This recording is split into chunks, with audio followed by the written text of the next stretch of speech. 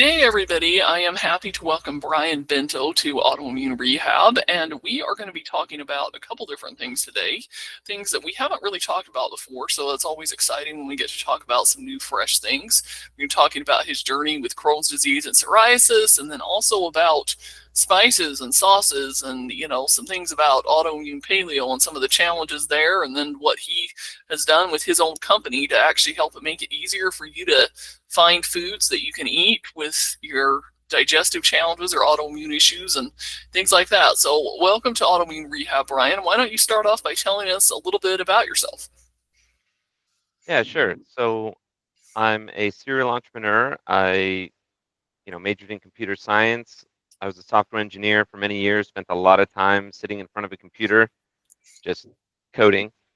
And I never thought I would get into CPG. My goal was always to be a chief technology officer of a successful software company. And then you probably started that journey to changing when you found out that you had Crohn's disease. So tell us a little bit about how that went down for you. Yeah, so when I was around 35 years old, I started having a lot of different symptoms. I had like oily patches on my elbows. I'd get ulcers on my tongue. I would have, the typical symptoms of Crohn's disease, urgency right after a meal, stomach pain at night, waking me up at 2 o'clock in the morning.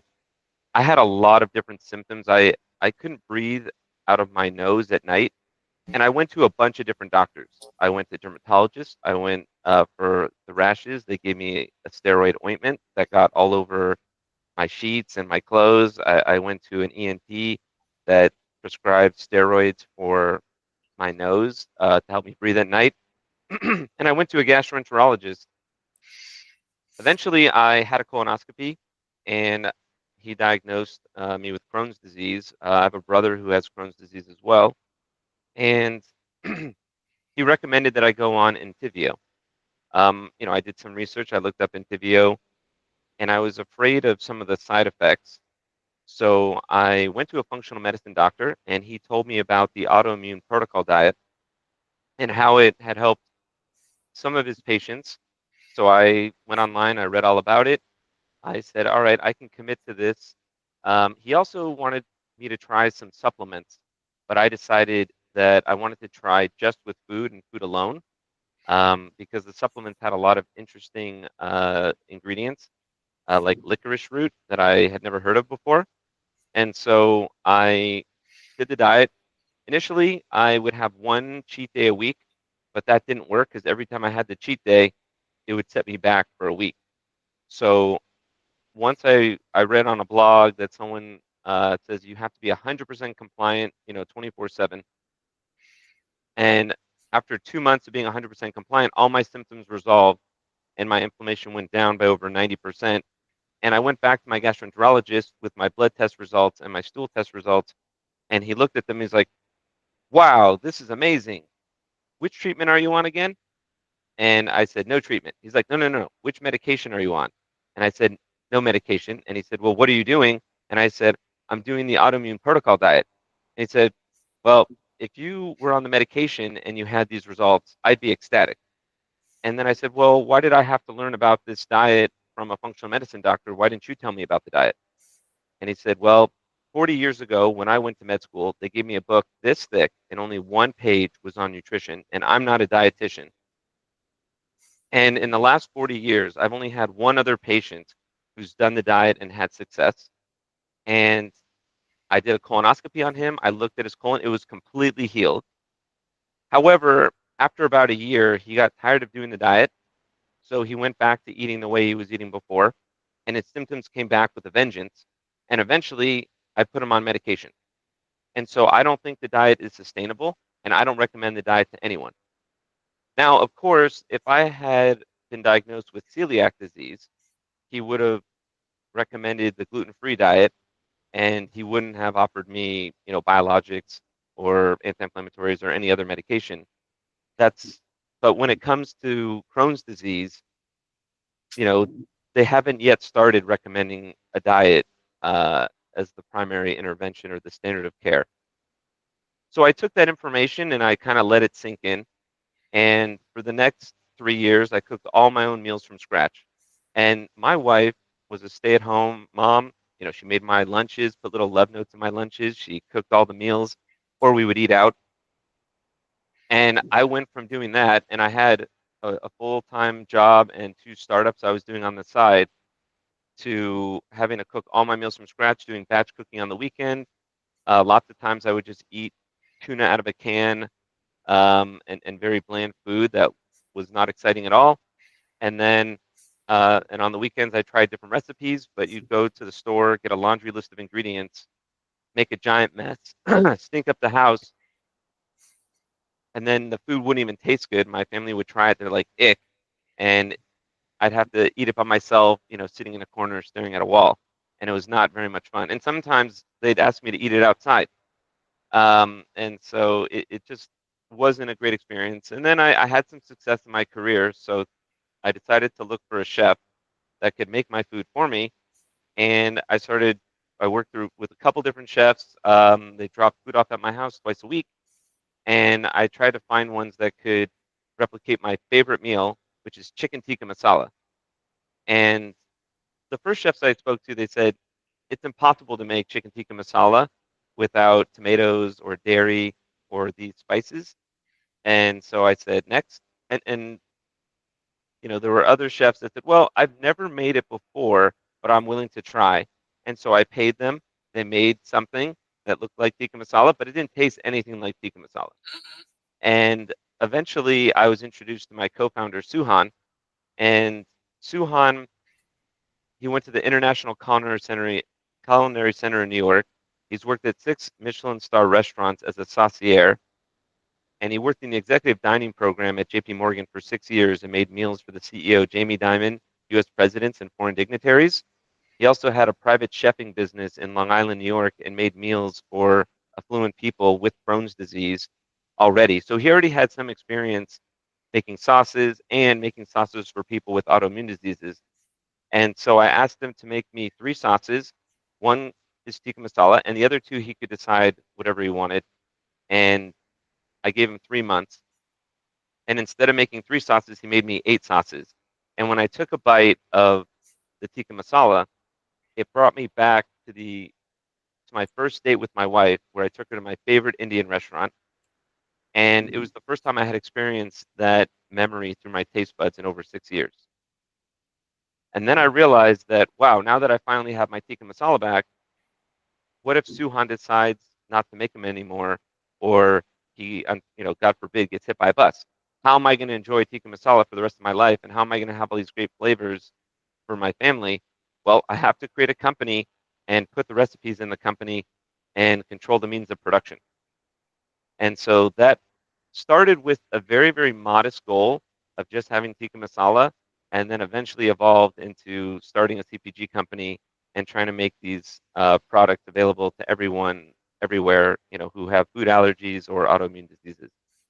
Wow, that's really amazing. I mean, you touched on a lot of things there because, like you said, I mean, autoimmune paleo, for anybody that hasn't researched, is super strict and it's really hard to follow. It's one of those things where, if you have a really extreme health issue, gut issue, it probably something you want to take a look at. But a lot of people, I mean, kind of like what that doctor had mentioned, that the one guy had tried it, it's really hard because you're right. A lot of the food is bland because of the seasonings. You can't have the dairy, you can't have, and of course, the gluten, the grains, the nightshades, all that kind of stuff. So, how did he do that without, like the nightshades, like the tomatoes and things like that? I'm just curious, how did he formulate that? Yeah, so it turns out that tomatoes are amazing. They have umami flavor, acidity, sweetness. There's a complex set of compounds that make up a tomato. And from his experience in culinary school, they had a machine that could take a vegetable and convert it into a clear liquid. And you could literally drink a clear liquid and it would taste like tomato. It basically boiled down a vegetable to its essence. And he had to bring in what eventually was 6 or 7 different ingredients to replace all the different aspects of a tomato. So when you look at our recipes, you'll notice that they have, 15 to 20 different ingredients because we have to source specialized ingredients to cover all of these different flavor compounds, umami flavor, sweetness, acidity. So for example, in our tomato-free marinara, we have beets, carrots, butternut squash. We have some seaweed, which has umami flavor. So there's just a lot of different vegetables that come together to really make the flavor come to life. Awesome, that's cool. So, tell us a little bit more about, how the meals, how that kind of thing works. Are you guys actually selling the meals? Are you selling the recipes? Are you selling the ingredients for people to make them themselves, or all of the above?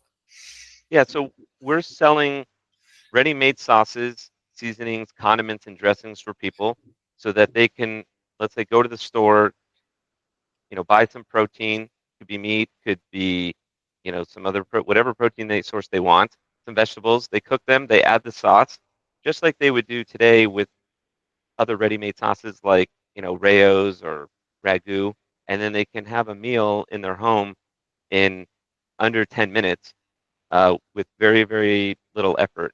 So I also want to say that when I was first diagnosed, my wife reminded me of our second date where I went to Trader Joe's and I bought a little jar of Thai curry sauce from Trader Joe's. And I bought some chicken, some rice, red bell peppers, lime, cilantro, and I made her a Thai chicken dinner. And she said, "Wow, this is the best plate of food a man has ever made for me." And I felt like a hero. And after I was diagnosed with Crohn's and I had to start cooking for myself, my wife said, "Well, why don't you just cook your Thai curry sauce?" And I said, "I don't know how to cook Thai curry." When, on our second date, I actually went to the store and bought a ready-made sauces. And then I started looking for ready-made sauces for the autoimmune protocol diet or Whole30, that was compliant with all these restrictions, and there was nothing that I could find. So that's what drove me to create the company. Is this is the product that I wanted when I was first diagnosed with Crohn's disease. I don't like to cook. I'm not very good at it. My cooking skills are probably 2 or 3 standard deviations below the average, but I can cook meat and I can cook some vegetables and I can pour sauce on it. That's within my wheelhouse. And so that's what I want to make available to other people.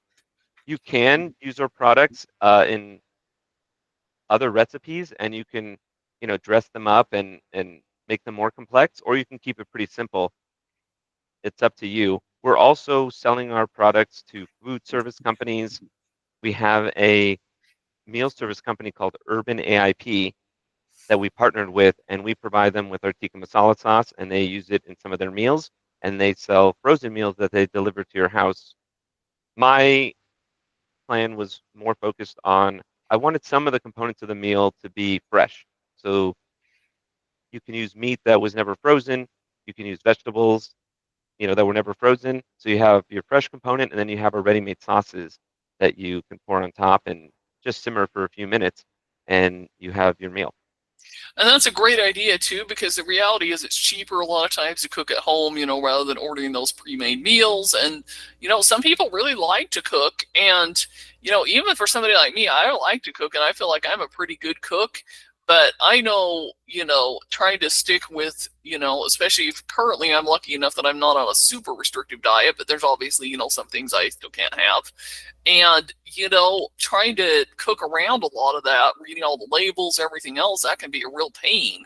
And that is, I feel like, one of the reasons why people give up, not just on autoimmune paleo, but just even a regular paleo or just even, restrictive diets. And sometimes they just say, oh, whatever, I'll just take the drugs because it's easier. And so those sauces definitely can really, I think, that sounds like you've really created a hit with that. So how long have you had those out for then at the moment? Yeah, so we just launched about a month ago, and we launched our first product, our tikka masala, and we're about to launch our next 2 products, our taco seasoning, which are nightshade-free, and our tomato-free marinara sauce. Those will be coming out soon, and by the end of this year, we want to have 6 products on the market. We've been working on this for about a year now. It took us a long time to get our organic certification because when you get certified, all of your suppliers also have to give you their certification documentation. Well, And a lot of the rules around organic certification changed last year. So it caused a lot of delays as everyone was getting recertified. But now that we have our certification, we're super excited about launching all these products. And I also want to mention that one of the things that I've learned from talking to a lot of different people is that different people have different allergies, even if they have the same diagnosis. yeah. I've met people with Crohn's disease and they have problems with gluten and dairy only. And I've met people who are fine with dairy but have problems with nightshades and gluten, you know, or some other people who have problems with corn. So there's a lot of different allergies. Our products aim to cover a pretty broad set, so they're accessible to a large group of people. But obviously, there's some people who are allergic to coconut or some, onions or even garlic, and so our products won't work for every single person, but we're going to have products that cover a very large group of people who today have no products to buy, especially for these global cuisines. Yeah, that's great. I love that idea. And so your goal is really to make everything like AIP or autoimmune paleo compliant, but like you said, not necessarily free of every allergen that everybody possibly could have. Exactly. And one of the things I like to ask people is what is what do the carnivore diet and the raw vegan diet have in common?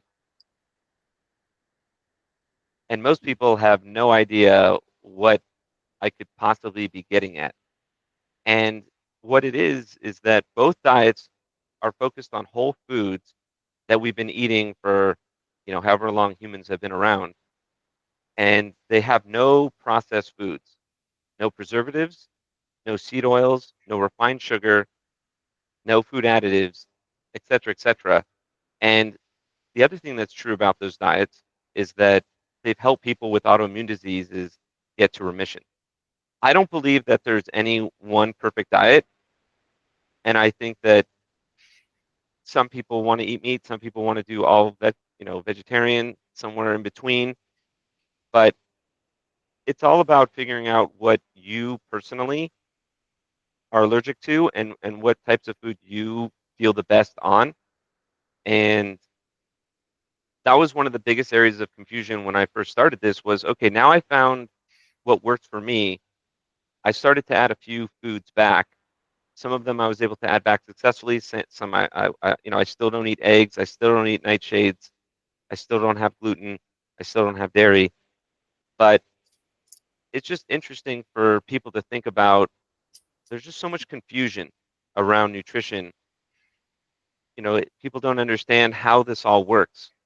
And what we want to do is help bring clarity to that and also give people a practical solution to enjoying their food again. That's awesome. I love that because, yeah, like you said, one diet's not necessarily going to work for all people.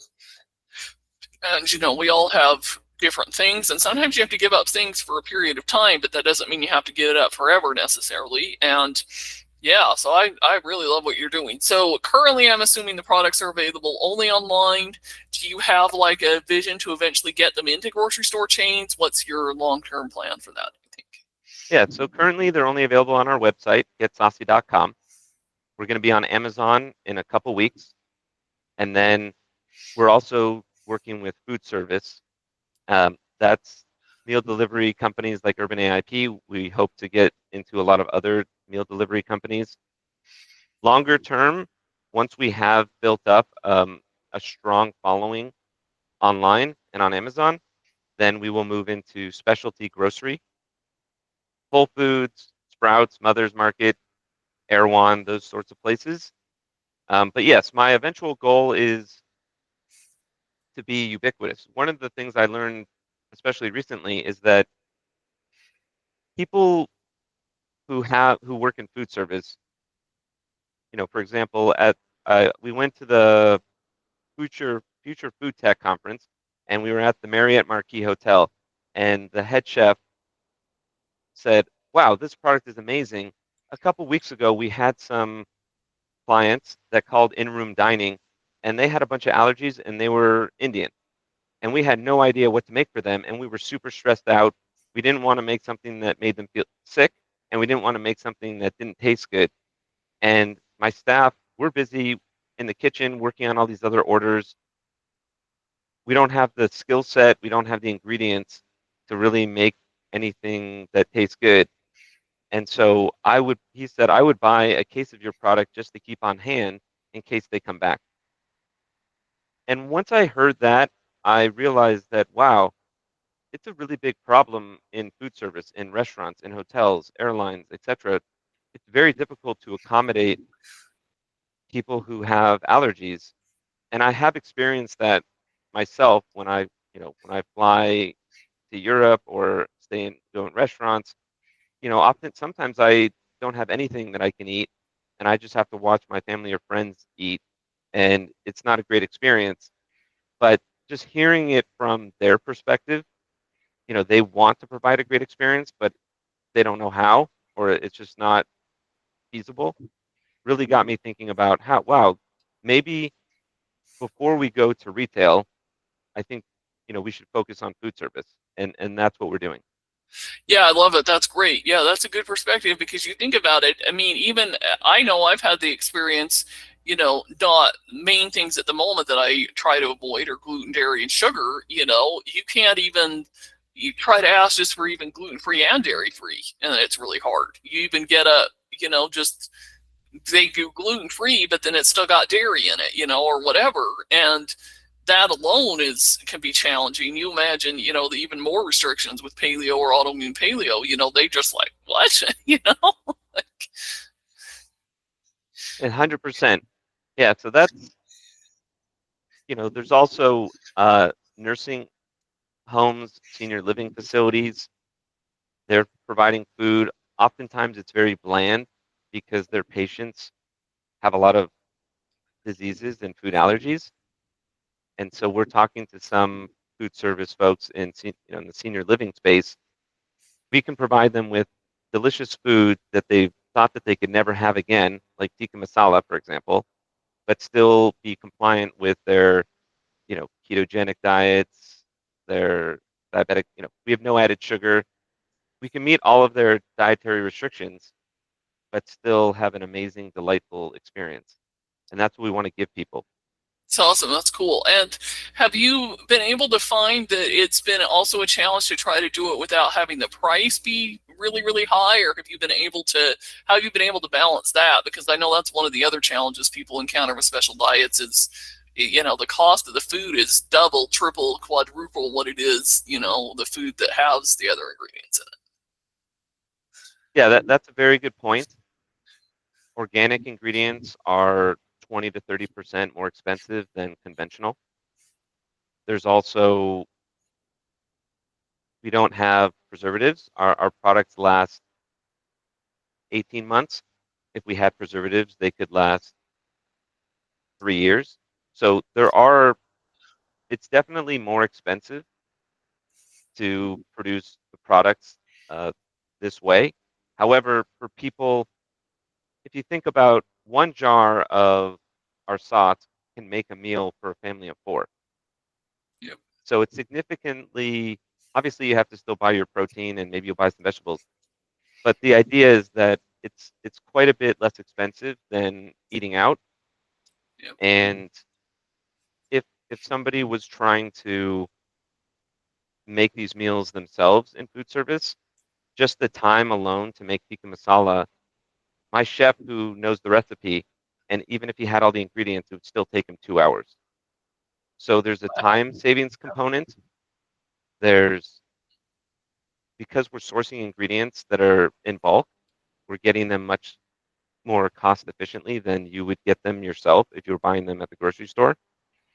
So we can do it significantly cheaper and easier and faster than they would be able to do it themselves.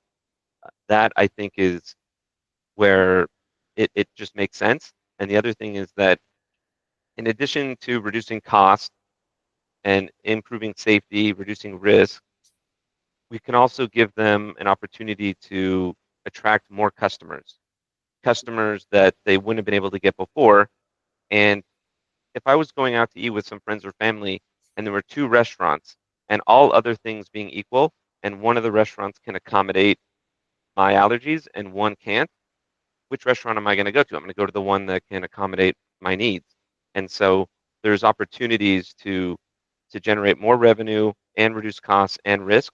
I think it's actually a no-brainer in many situations. Also, if you think about senior living facilities, there's a guy named Hal Cranmer who has a website called A Paradise for Parents, and he had this insane idea. What if we fed elderly people super healthy food? What would happen? And it turned out that they live longer, so he was retaining clients longer, and that's good for business. And then these elderly people, they were doing so much better, they had more energy, they were happier. And so their adult children and their adult grandchildren are like, oh my gosh, my grandma, grandpa, mom, or dad is doing amazing. And then they tell all their friends, and their friends try to get their grandparents or parents into this senior living facility, and it's great for business. And so, yes, it is more expensive to feed people healthy food, but there are certain types of businesses where the incentives are aligned and it makes sense. And so we're looking for partners. We have a special page on our website to partner with us, who see using food free of allergens and processed food ingredients and want to bring them into their business and be an early adopter. We're super excited about that. Yeah, that's awesome. And I think I only bring that up just because, I mean, let's face it, anybody that's in the allergy or autoimmune community, they're used to the idea the food's going to cost a little more. That's just, that's how it goes. But I was just curious, how you balance all of that because, there's obviously still at the end of the day a limit to what a lot of people are able and willing to pay. But, I think we are seeing this big resurgence in the whole, food is medicine concept and the reality that people realize that if you don't pay now, you're going to pay later. So, Yeah, there's been some really amazing studies that have come out recently about medically tailored meals and how they help patients stay out of the hospital. And that if you look at the cost of the food and the diet versus what it costs to be on Entyvio or some sort of biologic, it's 80 or 90% less expensive in general to change your diet, even using, more expensive food than it is to go on medication, which involves treatments, blood tests. I was on a call last week and a guy told me that his wife was on a drug called Humira. She had rheumatoid arthritis and she was on it for, 15 years. Eventually it caused liver disease and she died way too young, in her 50s, and it was tragic. And now he's devoted his life to trying to educate people on diet and food as medicine because when you're on these drugs, they have to monitor your blood test results so they make sure that your liver is still functioning well because they have they do have side effects and sometimes the side effects don't appear within a year or even 5 years. But imagine being on these drugs for 15 years and cutting your life short by several decades because of the fact that Humira was only FDA approved in 2002. It hasn't even been around that long. We don't know what these drugs do to your liver after 20 years, after 40 years, but they can significantly reduce your health span and your lifespan, based on what this guy told me, and it's super sad. I didn't mention this, but my brother also has Crohn's. He's on a different biologic, and my father said the one thing that you could do for me is to get your brother to get off the medication and to change his diet. And so I called my brother after I was diagnosed. He was diagnosed when he was 18. It was about 15 years before I was. And I told him, hey, I was able to be symptom free without medication. So he asked me, well, what are you eating? And at that time, I told him what I was eating. And he said, you call that living? And so that some of these stories and, replay in my mind almost on a daily basis. And it's what drives me forward to make this company successful so that my brother can get off medication. He cannot force himself to eat food that's not palatable. I can, but he represents probably the vast majority of the population that would prefer to be on medication rather than change their diet. I want to make it as simple as, hey, instead of buying this jar of sauce at the store, buy that jar of sauce.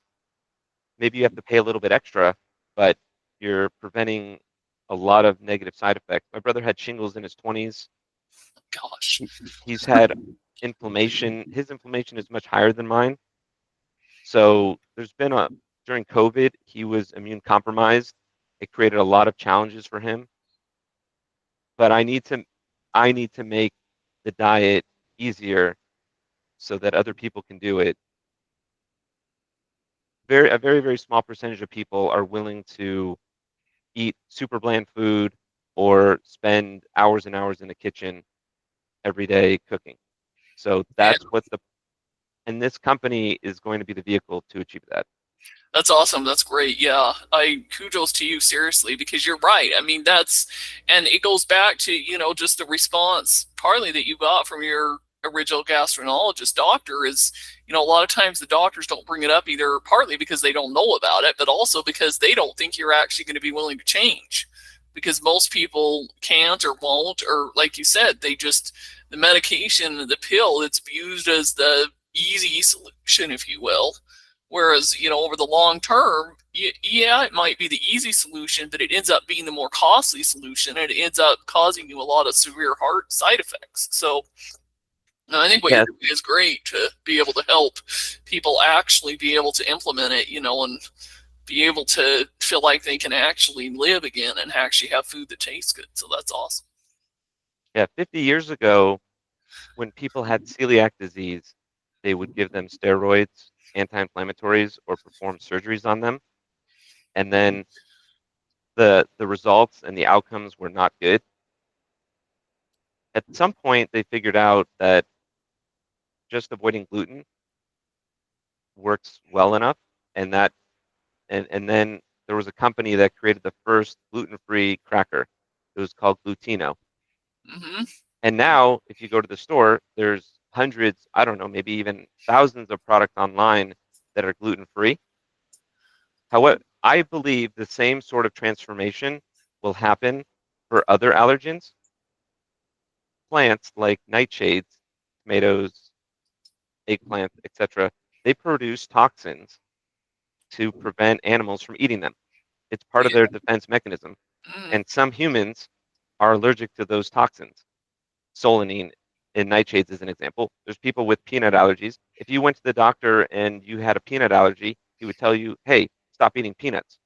But if you have a nightshade allergy, he doesn't say stop eating nightshades. Or if you have a dairy allergy, they might tell you stop eating dairy, or gluten, they definitely tell you to not eat gluten. The point is that it's really, really simple. This isn't complicated. It works for celiac disease. Celiac disease is one autoimmune disease.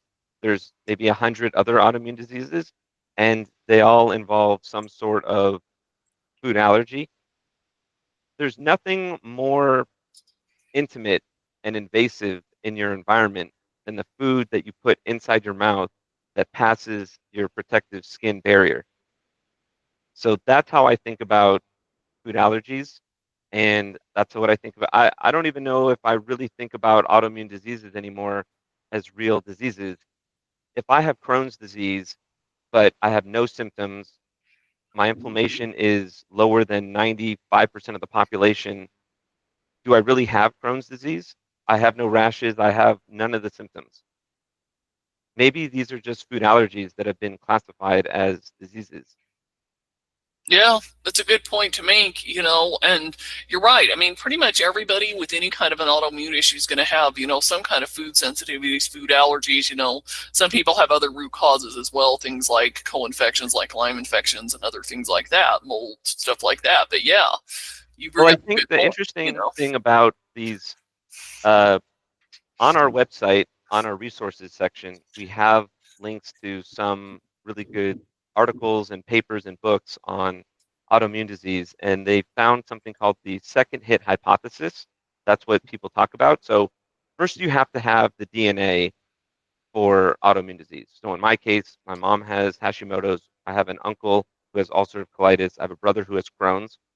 But even if you have the DNA, it doesn't necessarily mean that it's going to trigger. For my brother, it started when he was 18. For me, it didn't happen until I was 35. Something in your environment, it could be something due to stress or an infection or the food that you're eating, causes your immune system to kind of get into a uh, develop antibodies to these food compounds, and your immune system has a memory. And once you develop this antibody, you have that food allergy for the rest of your life. This is the model that I've been developing as I've been reading and based on my own personal experience and talking to a lot of people of how these autoimmune diseases and food allergies seem to work. And they've even shown that you can reset your immune system. There are these memory B cells, and they have a CAR T therapy where they can kill those memory B cells and reset your immune system back to its, nascent state, like you were a toddler, an infant. And that has been successful in getting people with Lyme disease or lupus, can't remember which one it was, to get into remission. However, there are some negative consequences because now you have a very susceptible, vulnerable immune system. Yeah. So it has its risks. It's also can be very expensive. So at the end of the day, there's a low risk, relatively inexpensive solution, which is to to change your food, to change your diet, and simply avoid your food allergies. Yep, that's a good point. So if you could go back in time to, when you first got your diagnosis, what is something you know now that you wish you would tell yourself?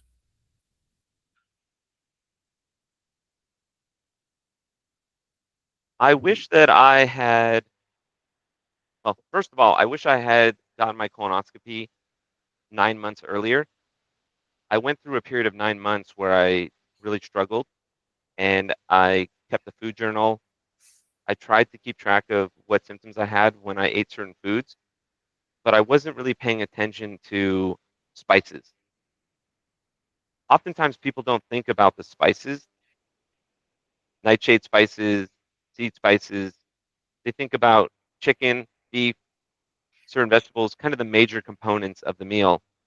And these smaller ingredients, although they don't contribute significantly to the calories, they they can cause a lot of inflammation. Paprika, also some of the food additives like preservatives, citric acid. Oh, yeah. It took me a long time to really realize that I didn't even know where citric acid came from.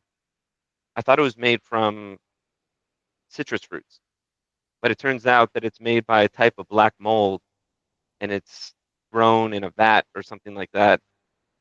It's food science. It's not a natural food. So learning about ingredients and how they're made really would have helped save me a lot of pain. The absolute most important thing that I learned, and I wished I knew immediately, was that I had to be 100% compliant, that Yep. having cheat days won't work. So, yeah, I think those are the things. But I also hope that no one will have to deal with this moving forward because Get Saucy will be successful and we'll have, once these products are available, people will not tell their patients that the diet isn't sustainable anymore. There will be a solution in the market and nobody will have to go through the pain that I went through. My goal ultimately is to help people avoid unnecessary suffering and to enjoy their food again. And just like with a gluten-free diet, I hope that nobody goes through what people were going through 50 years ago with gluten-free, with gluten. And similarly, I hope no one has to go through what people are going through today with autoimmune diseases. That's awesome. That's great. Thanks so much for sharing, Brian. We've had a lot of wisdom, words of Tibbetts. So we will be linking below their website. I know you've got, like, we'll include some sort of coupon or something that I think you'd mentioned below that people can go check it out. So yeah, go there, check it out, spread the word too. If you have any connections that are in, any of these businesses, things like that Brian can talk to help make it better available, so it makes it easier for you when you go out to eat, when you fly, all these different things, because this is important. And if you've been on this autoimmune healing journey for any amount of time, you're by now become well aware that what you eat definitely impacts you. So, Thanks, Anna Laura. yep, thank you.